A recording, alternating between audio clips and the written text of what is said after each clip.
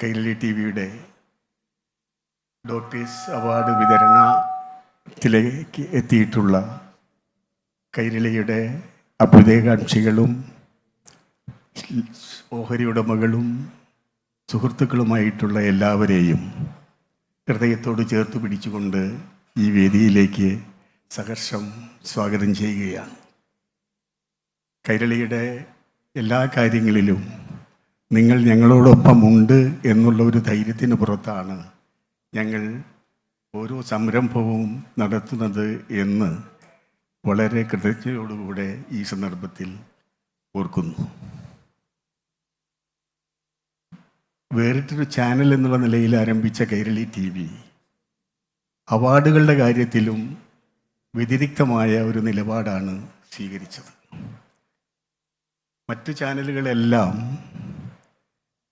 ചലച്ചിത്രവും ഗാനവും സീരിയലുമൊക്കെയുള്ള അവാർഡുകളാണ് പ്രഖ്യാപിച്ചിരുന്നെങ്കിൽ കൈരളി വളരെ വ്യതിരിക്തമായ 5 അവാർഡുകളാണ് പ്രഖ്യാപിച്ചത്. കർഷകർക്കുള്ള കതിർ അവാർഡ്, യുവസംരംഭകർക്കുള്ള അവാർഡ്, സ്ത്രീകൾക്കുള്ള ജ്വാല അവാർഡ്, ഡോക്ടർമാർക്കുള്ള അവാർഡ്, അങ്ങനെ ഫീനിക്സ് അവാർഡ്, അങ്ങനെ 5 അവാർഡുകളാണ്. ഈ അവാർഡുകളെല്ലാം ഇങ്ങനെയാവണമെന്ന് ഞങ്ങൾക്ക് നിർദ്ദേശം നൽകിയതും അത് പ്രാവർത്തികമാക്കാൻ വേണ്ടി പ്രവർത്തിച്ചതും പറ്റാത്ത മനീഷയുള്ള ഞങ്ങളുടെ പ്രിയങ്കരനായ ചെയർമാൻ്റെ ആ മനീഷയിൽ നിന്ന് ഉയർന്ന നിർദ്ദേശങ്ങളാണെന്ന് ഞാൻ വളരെ കൃതജ്ഞതയോടുകൂടെ ഇവിടെ ഓർക്കുന്നു. ഇന്നത്തെ അവാർഡ് ഡോക്ടർമാർക്കുള്ള അവാർഡാണ്. വാസ്തവത്തിൽ ആതുര ശുശ്രൂഷ രംഗത്ത് വളരെയേറെ ചർച്ച ചെയ്യപ്പെടുന്നൊരു കാലഘട്ടത്തിലാണ് നമ്മൾ നിൽക്കുന്നത്. ആതുര ശുശ്രൂഷ രംഗം ഒരു കച്ചവടമായി തീരണമോ എന്നുള്ള ആളുകളും അതൊരു സേവന രംഗമായി തുടരണമെന്നുള്ള ആളുകളും തമ്മിലുള്ള വലിയ സംഘർഷം നിലനിൽക്കുന്ന ഒരു കാലഘട്ടത്തിലാണ്.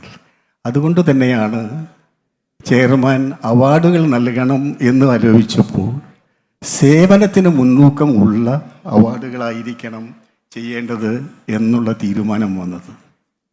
ആ ലാഭേച്ഛയില്ലാതെ സമൂഹത്തിന് വേണ്ടി തങ്ങൾക്ക് ചിലതെല്ലാം ചെയ്യണം എന്ന് ആഗ്രഹമുള്ള ഡോക്ടർമാരെ തിരഞ്ഞു കണ്ടെത്തി 3 വിവിധ അവാർഡുകളാണ് ഇന്ന് ഇവിടെ വിതരണം ചെയ്യാൻ പോകുന്നത്.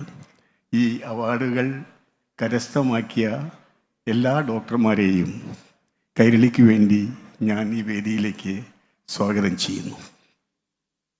ഇന്നത്തെ ഈ പരിപാടിയിൽ അധ്യക്ഷത വഹിക്കുന്നത് ഞങ്ങളുടെ കൈരളി ടി വിയുടെ ചെയർമാനും നിങ്ങളുടെ ഒക്കെ പ്രിയങ്കര നടനും മലയാളത്തിൻ്റെ മഹാനായ കലാകാരനുമായിട്ടുള്ള പത്മശ്രീ ഭരത് മമ്മൂട്ടിയാണ്.